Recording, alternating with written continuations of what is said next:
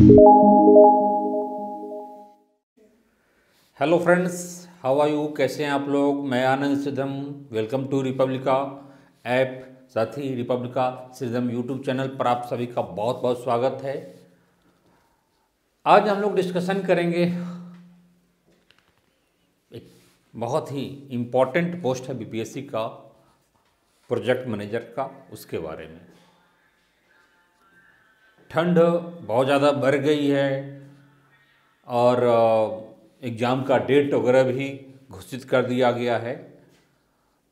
एक बहुत बड़ा चैलेंज दिखता है कि ठंड से भी बचना है, पढ़ाई भी अच्छे ढंग से करनी है और अपने लिए एक सीट रिजर्व करना है। रिजर्वेशन गवर्नमेंट नहीं, आप अपने आप को स्वयं को देते हैं। कड़ी मेहनत से, लगन से सिलेबस को फुल फ्लेजेडली पूरा करके। बहुत ही अच्छा पोस्ट है, मैं बार बार कहूँगा, और इसके लिए आपको वह हर एक चीज़ जो करना चाहिए आपको कर लेना है इस टाइम में। तो आज हम लोग इसकी सिलेबस की चर्चा करेंगे, साथ ही एग्ज़ाम का डेट दोनों अनाउंस किया जा चुका है बीपीएससी के द्वारा। ठीक है कि इसका सिलेबस क्या होगा, साथ ही सिलेबस के साथ साथ इसके एग्ज़ाम का भी जो डेट दिया गया है, उस एग्ज़ाम के डेट को एग्ज़ाम होगा या उसमें कुछ 19-20 हो सकता है, तो उसकी भी पुख्ता जानकारी आप लोगों को दी जाएगी। तो आइए हम लोग तेज़ी से सिलेबस को देखते हैं। सिलेबस पर मैं डिटेल चर्चा नहीं करूँगा, बट सिलेबस क्या दिया गया है, जो 12 टॉपिक दिया गया है वह क्या है, उसके बारे में हम लोग तेज़ी से देखते हैं। ठीक है, फिर क्या हमारी स्ट्रेटजी होनी चाहिए, उसकी तैयारी कैसे करनी है ये भी बताऊंगा। अदरवाइज बात अधूरी रह जाएगी कि केवल आपको पढ़ना है, लेकिन कैसे पढ़ना है, क्या पढ़ना है, यह ना बताया जाए।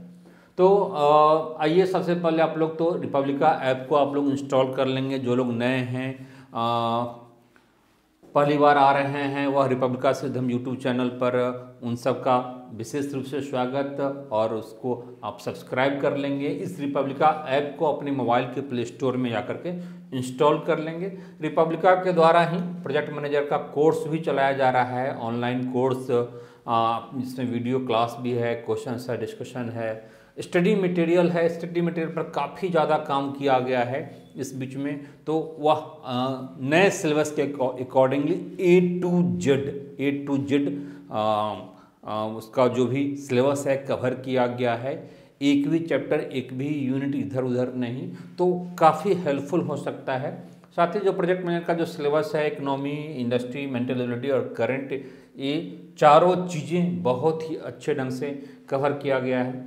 मेंटल एबिलिटी में तो करंट में तो पूरे एक साल का 1 जनवरी 2020 से लेकर के और जब तक आपका एग्ज़ाम होगा वह कंटिन्यू रहेगा। चलिए, इन सब की चर्चा हम बाद में करेंगे।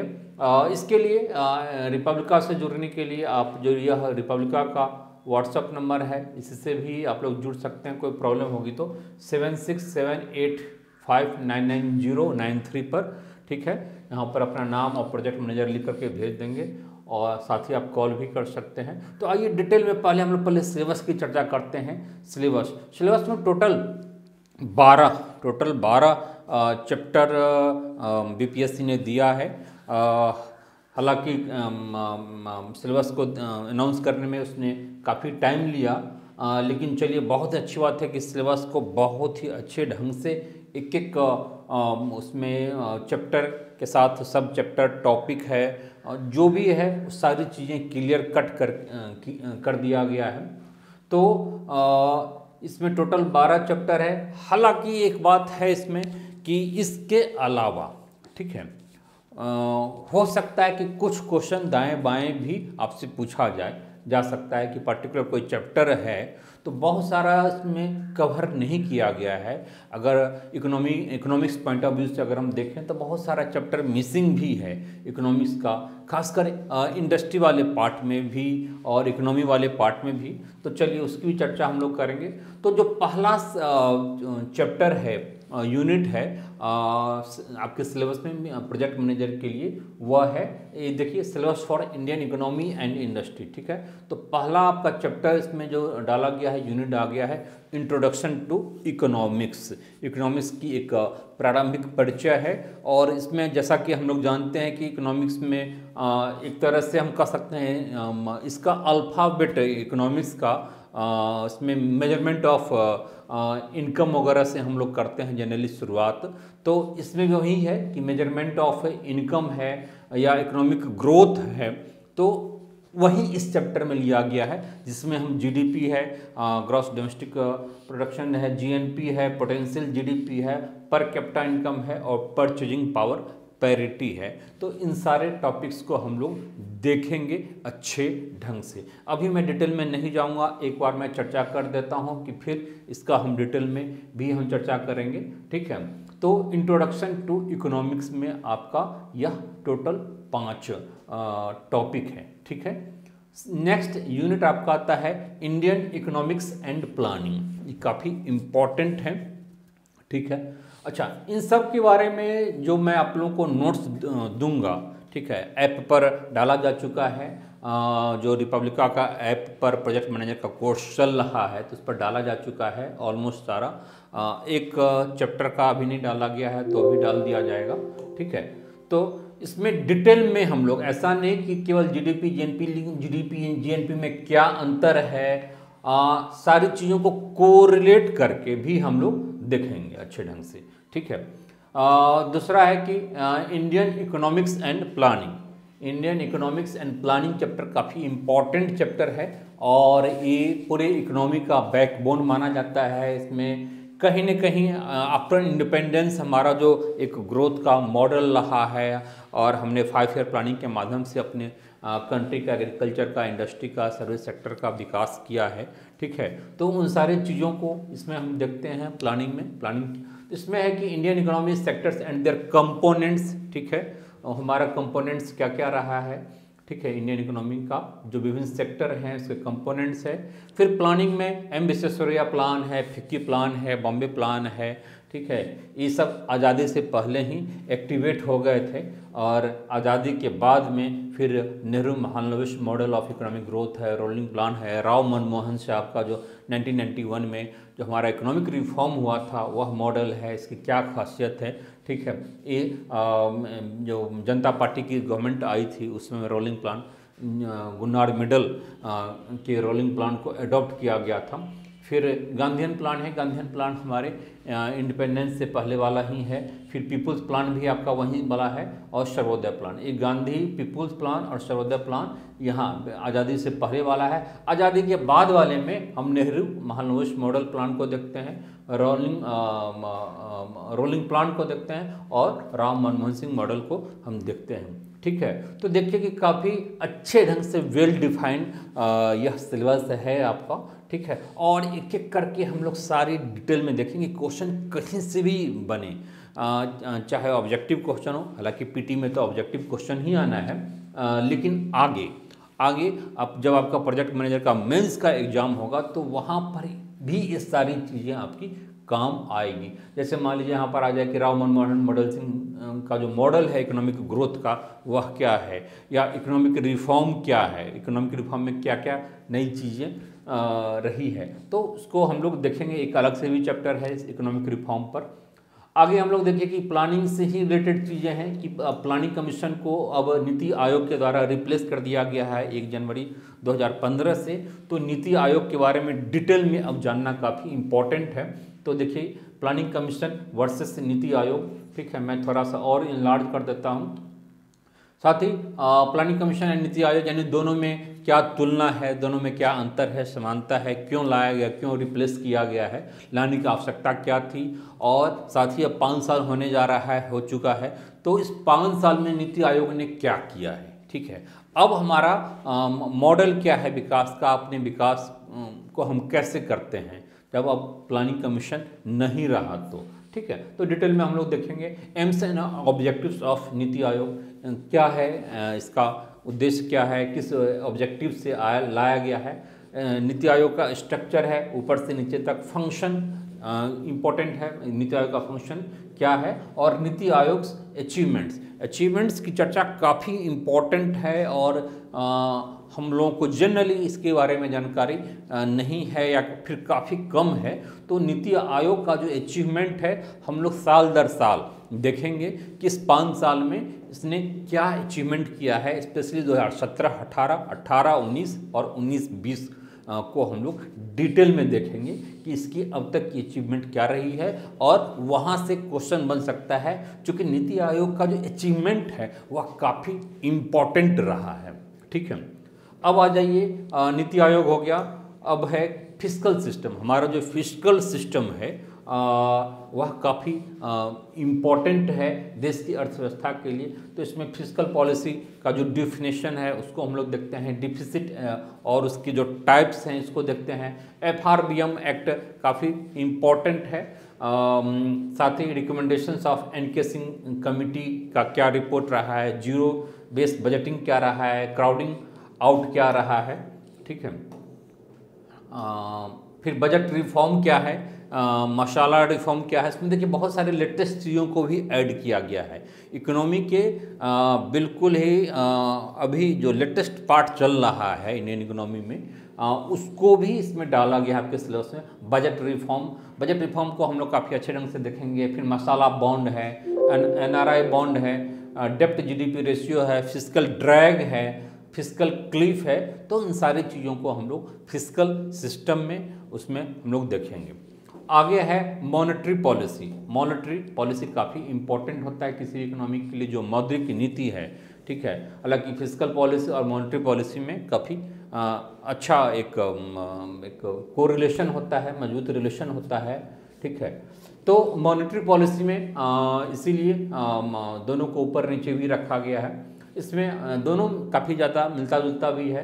तो मॉनेटरी पॉलिसी में हम लोग देखेंगे जो हमारे सिलेबस में है, डेफिनेशन टू मॉनेटरी पॉलिसी को कैसे हम डिफाइन करेंगे, LAF, MSF, चाहिए सारे से क्वेश्चंस बनने की पॉसिबिलिटी होगी, है ना, इसलिए डाला गया है। LAF, MSF है, बैंक रेट MCLR है, रिजर्व रिक्वायरमेंट्स है, LCR, CRR, standing deposit facility, open market operation, quantitative tools, qualitative tools, demonetisation, implementation, pros and cons, जो डिमोनेटाइजेशन किया गया था, और उर्जित पटेल कमेटी की रिपोर्ट। तो देखिए कि काफ़ी बारीकी से दिया गया है, बहुत सारी चीज़ों को यहाँ पर क्लियर करके डाला गया है, और लगभग बहुत सारी चीज़ डाला भी गया है इस चैप्टर में। चलिए डिटेल में हम लोग चर्चा बाद में करेंगे। इन्फ्लेशन है बहुत ही इम्पॉर्टेंट टॉपिक इकोनॉमिक्स का माना जाता है। इसमें मेजरमेंट कैसे करते हैं इन्फ्लेशन का, फिर इन्फ्लेशन के कितने टाइप हैं, GDP डिफ्लेटर क्या होता है, PPI, CPI और WPI जो उसका मेजरमेंट होता है तो कैसे होता है और कितने टाइप्स हैं। साथ ही रेजिडेक्स है इसका, measures of control, measures to control inflation को कैसे कंट्रोल करते हैं। डिफ्लेशन उसका जो उल्टा होता है डिसइन्फ्लेशन। तो इन सारी चीज़ों को हम लोग इन्फ्लेशन वाले चैप्टर में डिटेल में देखेंगे। इस पर आप लोगों को काफ़ी अच्छा नोट्स सारे टॉपिक्स पर, जो टोटल 12 चैप्टर है, वह आप लोगों को प्रोवाइड करा दिया गया है। जो लोग स्टूडेंट हैं, ठीक है, जो लोग नहीं हैं वो भी जुड़ जाएंगे। टैक्सेशन है, टैक्सेशन इन इंडिया में टैक्सेशन का जो स्ट्रक्चर है उसको हम लोग देखेंगे। हमारी जो टैक्सेशन सिस्टम है किस थ्योरी पर काम कर रही है और उसका क्या स्ट्रक्चर है। फिर इम्पोर्टेंट है टैक्स रिफॉर्म, अलग अलग टाइम में टैक्स रिफॉर्म किया गया है। टैक्स टू GDP रेशियो क्या है, इन्वर्टेड ड्यूटी स्ट्रक्चर क्या है, टैक्स हेवन क्या है, लोग बच जाते हैं टैक्स से विदेशों में पैसा जमा करके, ठीक है, तो उसको हम लोग जानेंगे। Base erosion and profit shifting, ये सारी चीज़ें उसी से रिलेटेड है। Double taxation and avoidance agreement, ठीक है, फिर general anti avoidance rules, goods and services tax, ये GST वाला पार्ट हो गया।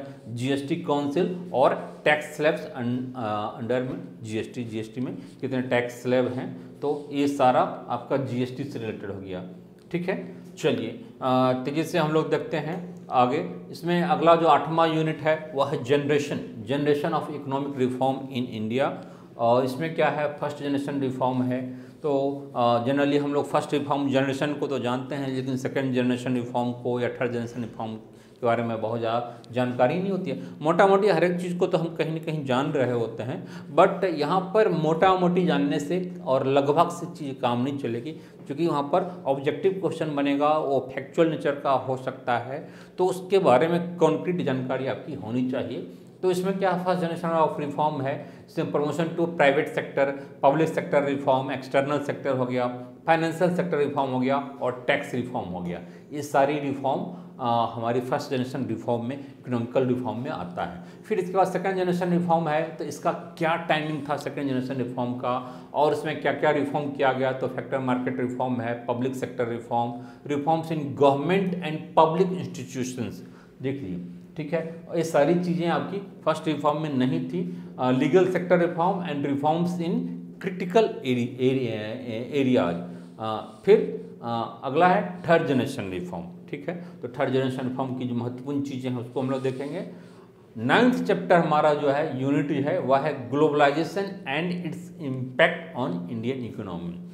ये सारी कुछ चैप्टर ऐसे हैं जो आपके मेंस में भी काम आएगा, जब आप पीटी क्वालिफाई कर जाएंगे, और मेंस में भी काम आएगा और साथ ही इंटरव्यू में भी काम आएगा।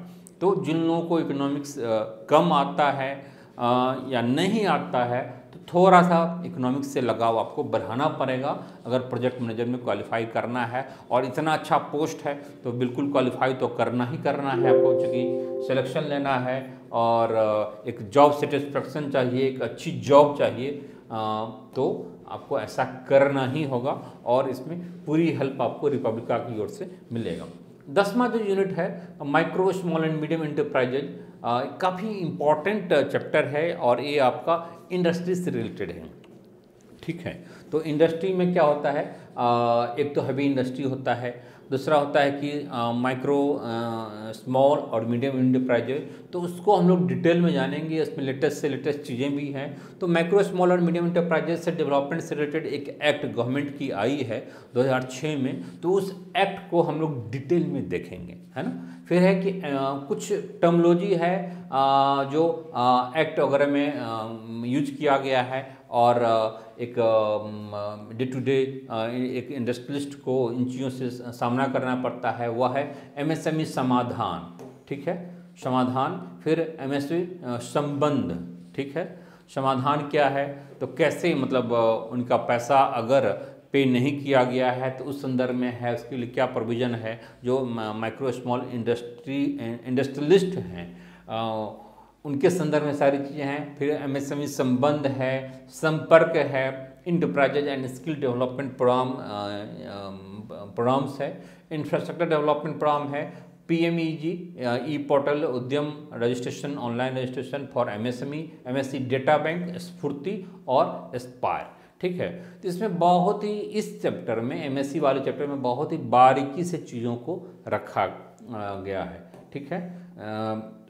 अगला जो आपका यूनिट है वह है 11वां यूनिट में Bihar industrial investment promotion policy 16 और 12वां में इसी से रिलेटेड है Bihar industrial investment promotion act. तो यह पॉलिसी है और यह एक्ट है 2016 की, ठीक है। तो टोटल 12 चैप्टर हैं। अच्छा, यह जो है 11 और 12 देखने में एक लाइन लगता है, लेकिन इसमें बहुत सारे फैक्ट्स एंड फिगर हैं खासकर पॉलिसी वाले में बहुत सारे फैक्ट्स एंड फिगर हैं और ये आपके लिए यहाँ से काफ़ी ज़्यादा क्वेश्चंस बनने की पॉसिबिलिटी होगी, ठीक है। साथ ही यह आपके मेंस में भी यूजफुल होगा और इंटरव्यू में भी हेल्पफुल होगा और आगे आप जब सिलेक्शन के बाद भी इसका जो डाटा फैक्ट्स एंड फिगर है विभिन्न सेक्टर से रिलेटेड, विभिन्न डिस्ट्रिक्ट से रिलेटेड, वो सारी चीज़ें बिहार की टोटल इंडस्ट्रियलाइजेशन की कहीं ना कहीं एक मैप आपको इसमें दिखेगी, ठीक है। तो इन सब को हम लोग डिटेल में देखेंगे।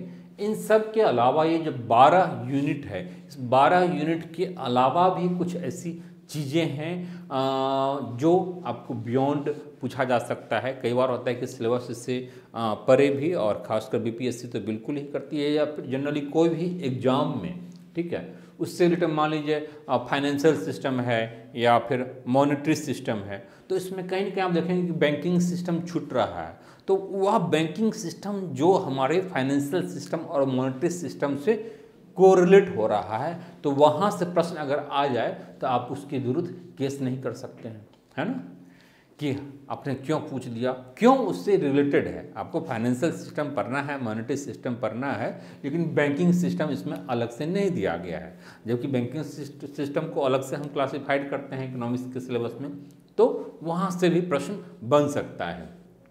अब जीडीपी दिया है, जीएनपी दिया है, लेकिन दोनों के बीच में कोरिलेशन को नहीं दिया है या डिफरेंसेस को नहीं दिया है। लेकिन अगर प्रश्न अगर रेफरेंसेस पर आ जाए तो क्या होगा, ठीक है। तो बहुत सारी चीज़ें इसके अलावा भी इसके रेंज में इससे मिलता जुलता हो सकता है। इसलिए इस सिलेबस को इसको आप केवल यहीं तक नहीं मानेंगे, इसके बियॉन्ड भी आपको कुछ काम करना होगा। देखिए बीपीएससी के द्वारा है सिलेबस जारी किया गया है, इसलिए ओरिजिनल पेपर है, साइन किया गया है बीपीएससी के अधिकारी के द्वारा, ठीक है। तो इन सारे 12 टॉपिक को हम लोग काफ़ी अच्छे ढंग से एक एक करके हम लोग देखेंगे।